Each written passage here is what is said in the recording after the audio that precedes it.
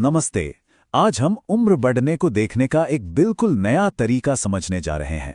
एक ऐसा नजरिया जो डर को दूर करता है और उम्र के सफर को एक स्वाभाविक, यहाँ तक कि एक खूबसूरत यात्रा के रूप में देखने में मदद करता है। तो चलिए शुरू करते हैं।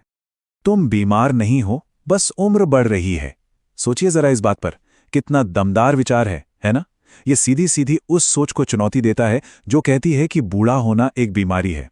ये एक नया नजरिया देता है कि शरीर में जो बदलाव महसूस हो रहे हैं वो बीमारी नहीं, बल्कि जिंदगी का एक बहुत ही नेचुरल हिस्सा है। और जानते हैं, ये सिर्फ कोई कहावत नहीं है। बीजिंग के एक अस्पताल के डायरेक्टर की भी यही सलाह है। उनका कहना है कि जिन चीज़ों को हम अक्सर बीमारी समझ बैठते हैं, वो असल में उम्र के साथ शरीर में होने वाले नॉर्मल बदलाव हैं। ये सोच का एक बहुत बड़ा फर्क है जो सब कुछ बदल सकता है। तो फिर आइए उम्र बढ़ने से जुड़े कुछ सबसे आम डरों की बात करते हैं। एक एक करके इन्हें समझते हैं और देखते हैं कि इन डरों के पीछे की असली कहानी क्या है। पहला और शायद सबसे बड़ा डर याददाश्त का कमजोर होना होता है ना। ऐसा जरा सी कोई चीज भूले नहीं कि दिल में एक डर बैठ जाता है। कहीं ये अल्जाइमर तो नहीं, कहीं ये डिमेंशिया की शुरुआत तो नहीं। पर क्या ये डर सच में सही है? असल में सच्चाई इस डर से बिल्कुल अलग है। हम डरते हैं कि हमारा दिमाग काम करना बंद कर रहा है, जबकि सच ये है कि वो खुद को रीऑर्गेनाइज कर रहा है। जी हाँ, याददाश्त का थोड़ा बहुत कमजोर होना दिमाग की खुद को बचाने की एक नेचुरल प्रोसेस है।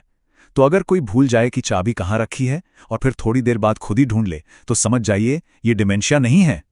तो फिर इसका इलाज क्या है? बहुत सिंपल, बस इस सच्चाई को अपनाना।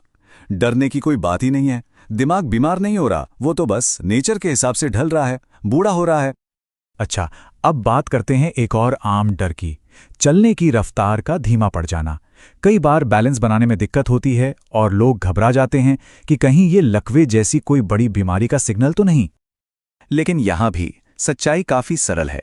ज्यादातर मामलों में ये सिर्फ उम्र के साथ मसल्स के कमजोर होने का नतीजा होता है। ये कोई गंभीर बीमारी नहीं, बल्कि एक नेचुरल प्रोसेस है और इसका सामना किया जा सकता है। और इसका इलाज दवा की गोलियों में नहीं है। असली उपाय है चलते रहना। जितना ज्यादा चला फिरा जाएगा, मसल्स उतनी ही मजबूत रहेंगी। सीधी सी बात है, चलना ही सबसे अच्छी दवा है। अच्छा, एक और चिंता जो उम्र के साथ बढ़ती है वो है नींद। नींद का पैटर्न बदल जाता है। कम नींद आना, रात में बार बार जागना, इसे लोग अक्सर एक बड़ी हेल्थ प्रॉब्लम मान लेते हैं। यहां भी बस अपना नजरिया बदलने की जरूरत है। ये कोई बीमारी नहीं है, बल्कि उम्र के साथ दिमाग के रिदम में आया एक नेचुरल बदलाव है। और हाँ, नींद की गोलियों पर डिपेंड होना तो और भी खतरनाक हो सकता है।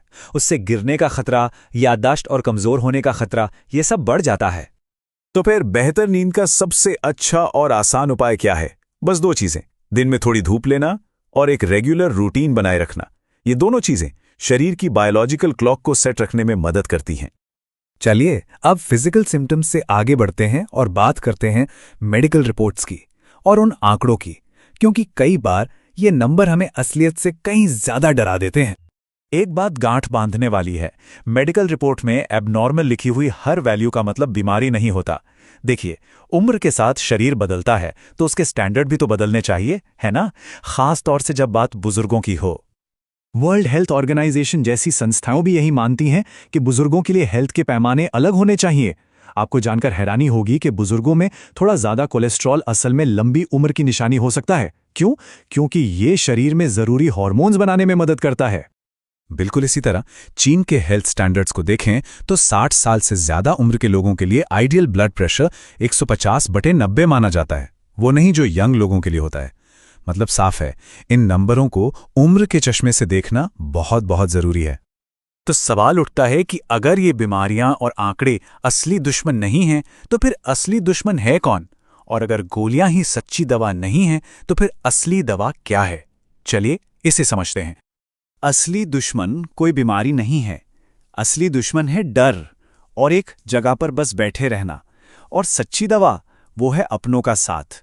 धूप में बैठना, दिल खोलकर बातें करना, साथ में खाना खाना। परिवार की जिम्मेदारी सिर्फ डॉक्टर के पास ले जाना नहीं है, बल्कि ये कीमती वक्त साथ में बिताना भी है।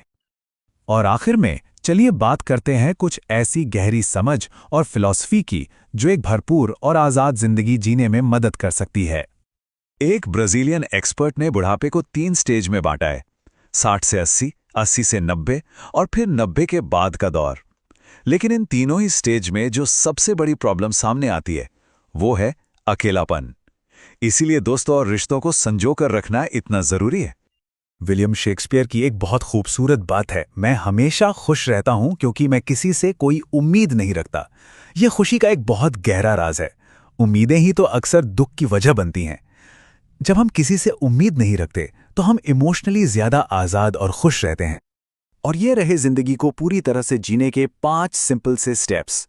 बोलने से पहले सुनना, लिखने से पहले सोचना, किसी की आलोचना करने से पहले अपने अंदर देखना, रिएक्ट करने से पहले एक गहरी सांस लेना और मरने से पहले पूरी तरह से जी लेना। आखिर में बस यही एक बात है जो सबसे ज्यादा मायने रखती है। उम्र का बढ़ना एक मौका है, एक अवसर। तो डरने या रुकने की बजाय इस वक्त का इस्तेमाल जिंदगी को इसकी पूरी ताकत के साथ जीने के लिए करना चाहिए, क्योंकि मरने से पहले पूरा जी लेना है।